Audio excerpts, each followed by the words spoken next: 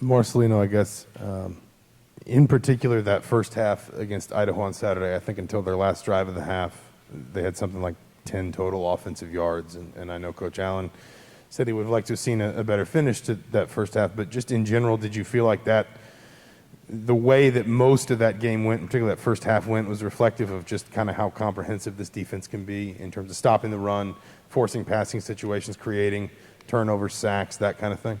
Yeah, that's kind of what we wanted to emphasize. That's what we want to emphasize this season, or just as a defense altogether. And from the get-go, they got the ball. We got a quick 3-and-out. Then our offense scored. Then we got back out. And I think it was a 2-and-out because we got the forced fumble sack, and we got the ball back for our offense to go ahead and score again. And then overall, first half is kind of how we wanted to represent our defense. Then near the end, we gave up we gave up one touchdown, right? At the end of in the last 30 seconds. Like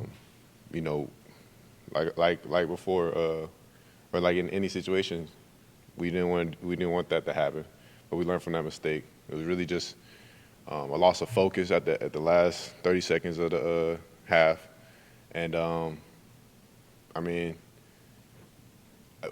this week that can't happen. From following, that can't happen. We got Cincinnati, then we have really Big Ten play from that point on. So things like that is unacceptable. Marcelino, you've been here quite a long time. You look back at your freshman and sophomore years, and you look at yourself right now, what are you doing better? What have you learned over those years? Calmness. Yeah. That's it. I learned a lot of things, obviously, but just being an understanding teammate, player, controlling my emotions,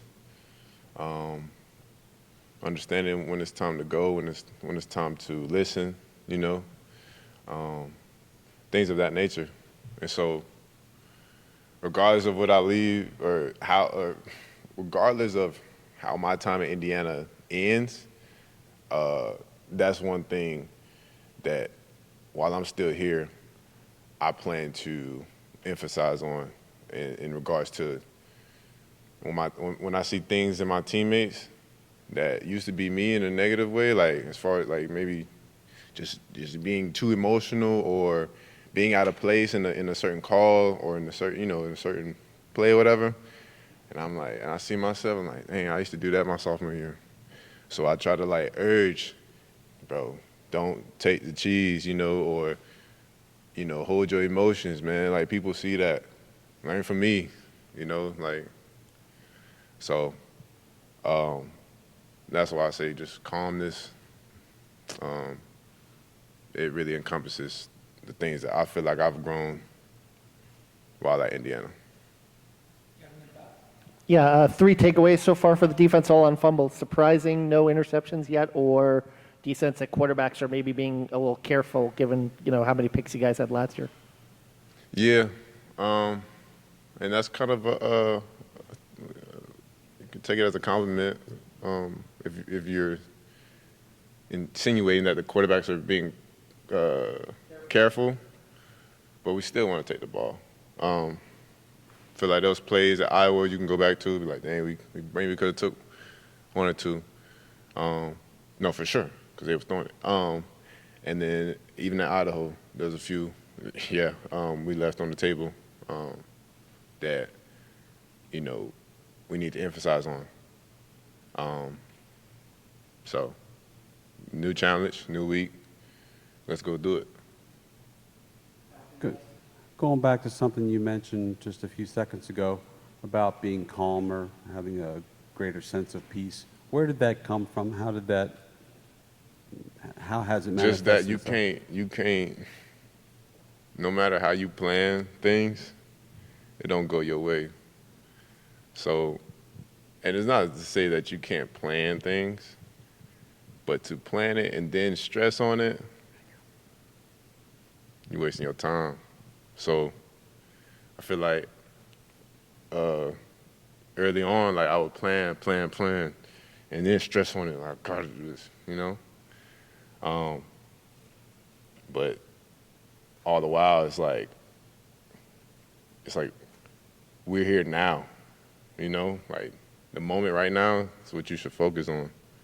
So forget about what's gonna happen 30 minutes from now. Like I got class 30 minutes from now. I'm not gonna stress over that. Like I'm here now. I'm calm right now. I may be late to that class 'cause I'm doing this, but still, like I'm gonna be calm when the professor's like, "Well, you late," you know. But yeah, so like I'm just taking one breath at a time type mindset, and so that keeps me calm. And just like anyone else, like I'm not gonna be calm every time. Like you know, you're gonna have bad days, but I just try to like hone in on that. If I need a shoulder to lean on, I have teammates. I have people. You know, I have a foundation. I have people at home, people here, et cetera, et cetera. So, yeah, man, that's what Elio's about. Having a shoulder to lean on and being a shoulder to lean on. Yeah.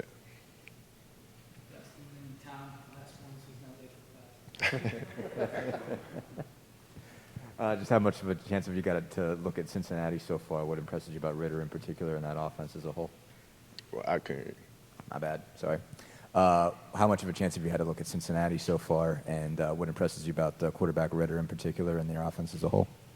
Oh, and they're really good. And, you know, Coach Warren, you know, he came from Georgia and they played Cincinnati. So that was one of the first few films that we kind of, just as like safeties, we clicked on because it was a Peach Bowl, right?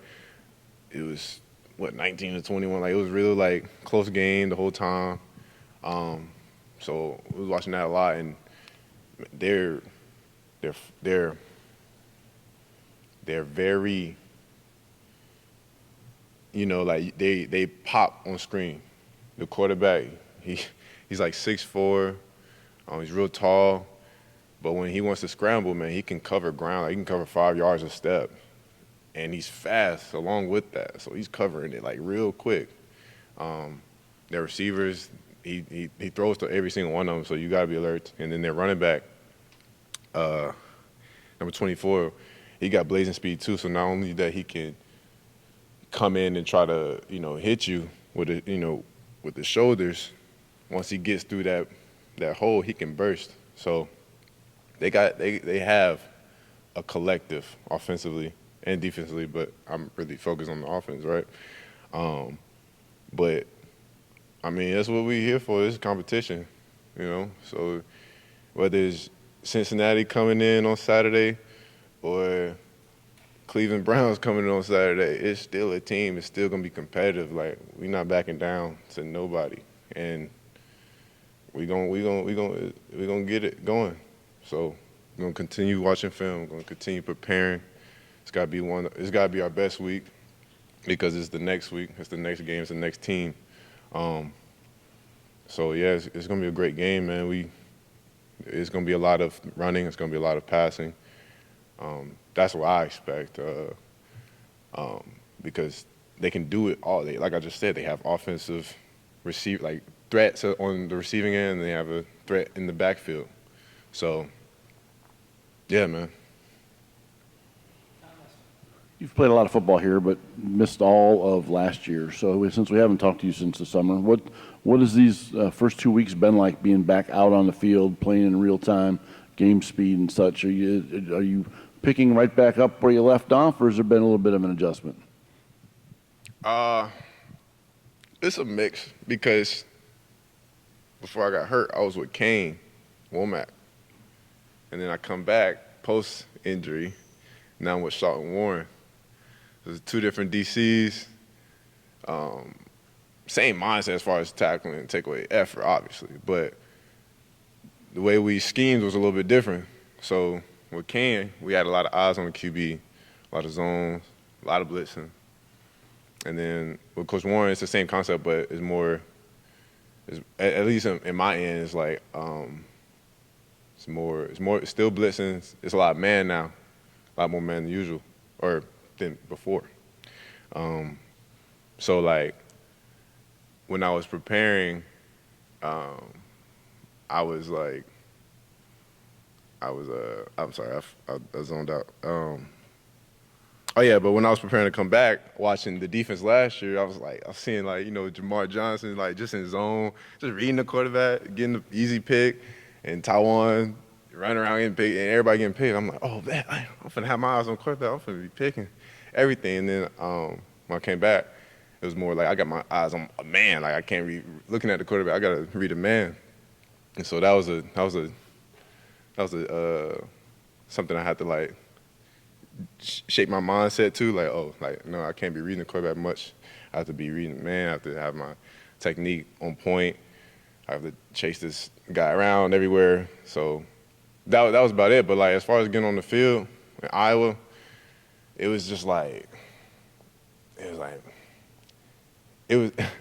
it was exciting in the most obvious way. It's like, I get hurt. Then I'm like, oh man, that's my 5th year. Then the team goes crazy, and I'm nowhere a part of it physically. So in that sense of coming back, I'm excited. And as far as the way I felt on the field, it was just like, man, I've been doing this. Like there's no jitters like with the crowds and all this. Like, man, I've been doing this. So like, as far as being anxious and stuff like that, like, oh, like I'm back in the stadium, or when I was in Iowa or here last night or last weekend, like, man, I've been doing this. So as far as like when like you maybe in a situation you haven't played in so long, in a whole year, almost two years I almost played it. And then stadium's big, crowd, and then post-COVID, everybody coming to the, it's almost sold out. And, some people might just get anxious, like, dang, like, I ain't seen this in a while. I was like, man, I've been doing this. So in that aspect, I was ready to play. Yeah, for sure. I hope that answered. I kind of rambled a little bit. I lost my concentration a little bit, but I feel like I got back. All right, man. Thank you.